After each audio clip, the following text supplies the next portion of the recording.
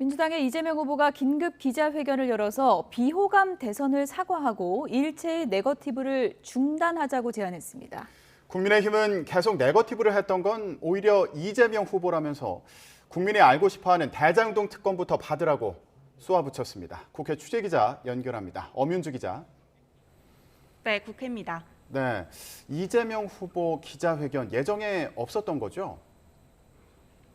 네, 이재명 후보 오늘 오전 민주당사에서 긴급 기자회견을 자청했습니다. 정치혁신 구상을 발표하겠다며 자청을 한 건데요. 이 후보는 이 자리에서 역대급 비호감 대선이라는 말을 들을 때마다 면목이 없다면서 국민께 걱정을 끼쳐드려 사과드린다고 고개를 숙였습니다. 그러면서 앞으로 일체의 네거티브를 하지 않겠다고 선언했습니다. 민생과 미래, 국민의 삶에 대해서만 생각하겠다는 건데요. 야당을 향해서도 동참해달라고 촉구했습니다. 다만 대통령 자질에 대해서는 당연히 검증해야 한다며 자질과는 무관하게 상대를 흠집내는 네거티브를 중단하자는 거라고 검증과 네거티브를 구분했습니다. 정치혁신 구상으로는 국민 내각 구성을 발표했습니다. 30대, 40대 장관을 적극 기용해 대한민국 역사상 가장 젊은 국민 내각을 구성하겠다는 겁니다. 586 용태론을 비롯한 당내 쇄신 흐름에 대해서도 국민의 눈높이를 맞춰가겠다면서 국회의원 3선 이상 연임 금지나 당 지도부 선거에서 대의원 비중을 낮추는 방안으로 정치권의 기득권 내려놓기를 추진하겠다고도 밝혔습니다. 기자회견을 마친 이재명 후보는 예정대로 매주 타는 민생버스, 메타버스를 타고 나흘째 경기도를 누빕니다. 경기도 고양시와 광명, 파주와 양주, 부천을 찾아 지역별 맞춤형 공약을 제시하고 즉석 연설을 통해 지지를 호소할 계획입니다. 네, 설 연휴 전에 민주당이 잇따라서 쇄신안을 발표하고 있는데요. 국민의힘의 반응은 어떻습니까? 네, 아직 이재명 후보 회견에 대한 윤석열 후보 본인의 입장은 나오지 않고 있지만 대변인단 차원에서의 반응은 나오고 있습니다. 이양수 선대본부 수석 대변인은 YTN과의 통화에서 국면 전환용 쇼라고 일축했습니다.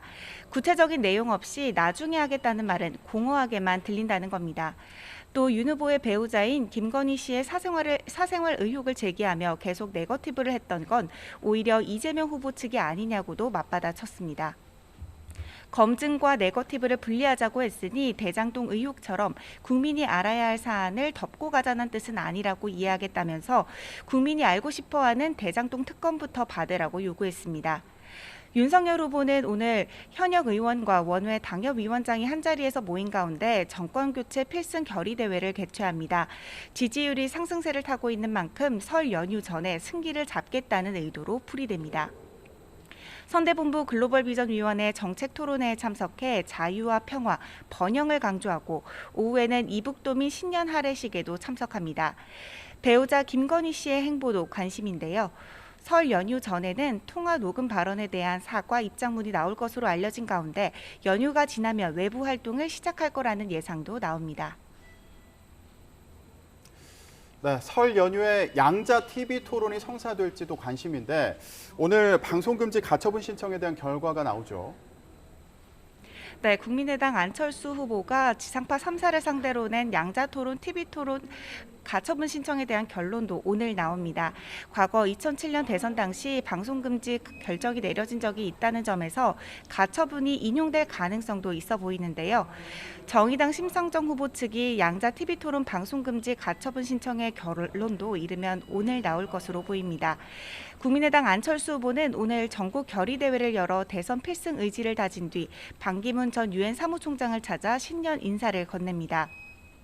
정의당 심상정 후보는 광주 아파트 붕괴 사고와 관련해 시공사인 현대산업개발에 대한 강력한 처분을 촉구하기 위해 오세훈 서울시장을 방문할 예정입니다. 지금까지 국회에서 YTN 엄윤주입니다.